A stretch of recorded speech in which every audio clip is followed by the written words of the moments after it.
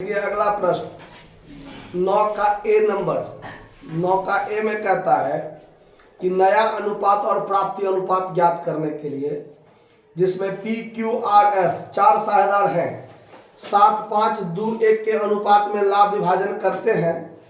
एक फर्म से S firm से अवकाश ग्रहण करता है। एस जो है वो रिटायर्ड हो जाता है, तो एस के अवकाश ग्रहण करने के पश्चात नया अनुपात और लाभ प्राप्ति अनुपात भी ज्ञात कीजिए। देखिए इसमें ज्यादा कोई बात कहा हुआ है नहीं, जैसे old ratio of P Q R S, इसका अनुपात है 7 5 2 1, यही है ना, 7 5 2 1।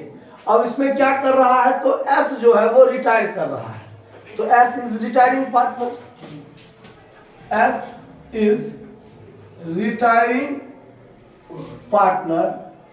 पार्टनर और उसका हिस्सा 1/7 5 12 2 14 1 15 1/15 है।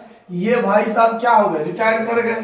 तो अब हम लोग यदि कहें कि new ratio of P Q R, तो जब ये वाला भाई साहब रिटायर कर गए और ज्यादा कोई बात नहीं दिया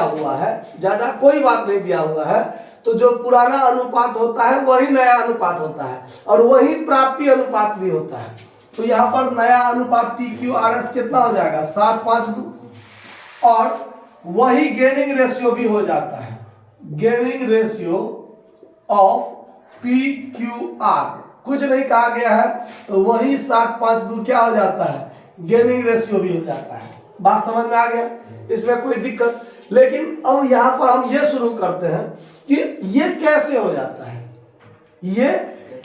जाता है, उसको बात को ध्यान दीजिए। अब यहां पर क्या करते हैं कि ये जो रिटायर किया है 1/15 इसका हिस्सा है ना, जो रिटायर कर लेता है उसके जाने के बाद उसका जो हिस्सा है उसका हिस्सा कौन प्राप्त करेगा, जो बचा हुआ साझेदार है, यानी पी क्यू आर प्राप्त करेगा। अब पी क्यू आर प्राप्त करेगा तो कैसे प्राप्त करेगा, अगर ये सूचना नहीं दिया हुआ है, तो जो ये पी क्यू आर बचा हुआ है वो 7 5 2 अनुपात में न लेगा कि नहीं लेगा। तो अब यहां पर देखिए हम सिर्फ समझाने के लिए ये बात बता रहे हैं कि मतलब यहाँ एस इज रिटायरिंग पार्टनर है।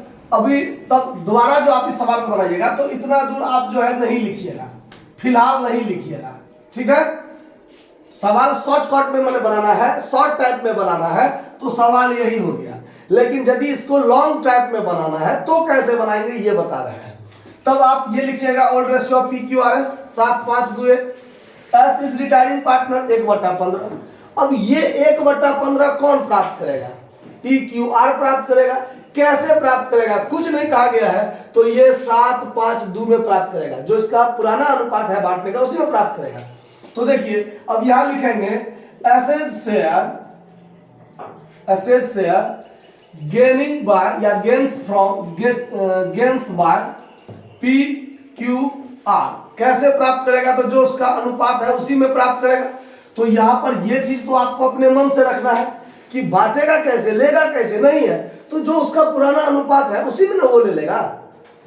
जैसे आप एडमिशन ऑफ पार्टनर में पढ़ते थे कि कोई नया साझेदार प्राप्त किया मैंने आया, उसको 1/5 हिस्सा मिला, तो 1 में से 1/5 पहले आप घटा लेते थे और जो बचता था उसको पुराने साझेदार पुराने अनुपात में बांटता था ना, कि नहीं बांटता था।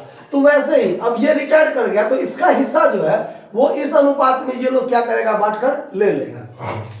तो अब लिखते हैं यहाँ पर एसेस गेनिंग शेयर कितना, तो 1/15 गुने 7/7 5 12 2 14, ठीक है। एस नहीं, पीज गेनिंग शेयर ना, पी क्यू आर में गेन करेगा, क्यूज गेनिंग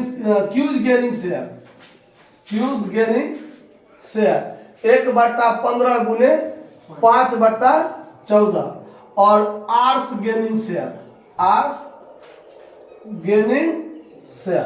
1/15 गुने 2/14 बात पर ध्यान दीजिए। तो 7 बट्टा इसको गुना कीजिएगा तो 15 गुने 14 न रहेगा, लघु मतलब गुना कीजिएगा तो 5 बट्टा 15 गुने 14 न रहेगा और 2 बट्टा 15 गुने 14 न रहेगा। तो ये सब जब नीचे वाला तीनों क्या हो गया, बराबर हो गया।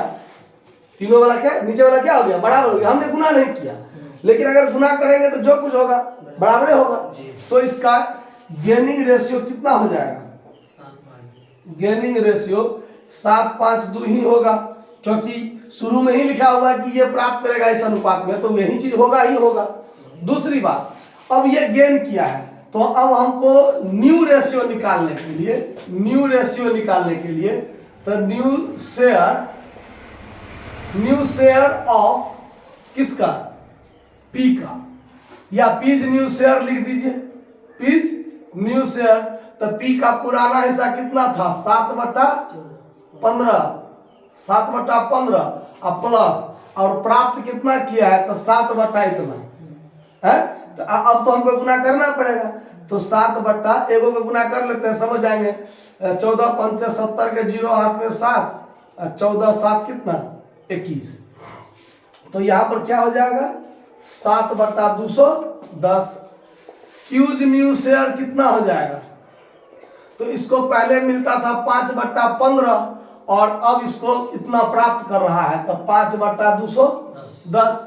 और आर्स न्यू शेयर कितना हो जाएगा, 2 बट्टा 15 मिलता था और 2 बट्टा 210 इसको मिल रहा है। अब इस तीनों को जोड़ेंगे तो सबका अपना नया हिस्सा निकल जाएगा। तो अब देखिए इसका एलसीएम हो जाएगा 210।